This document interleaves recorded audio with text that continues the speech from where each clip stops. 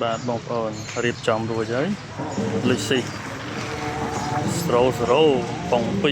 2ឡានមានការស្រាប់រៀបចំហើយអាចដាក់ម៉ូយបានឡាននេះបាទទឹកថ្នាំអីរៀបរយអស់ឡានថ្មីបងប្អូនបាទក្លុកលានថ្មីរៀបចំហើយមានមញ៉េរីខតមានអីហើយ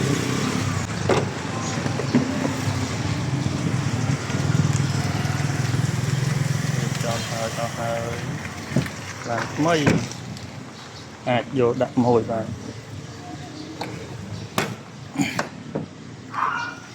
បាទ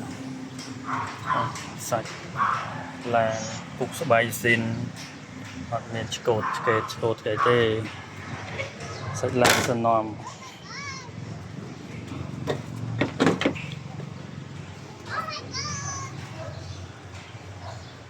មកពុកស្បៃនៅស៊ីនទេ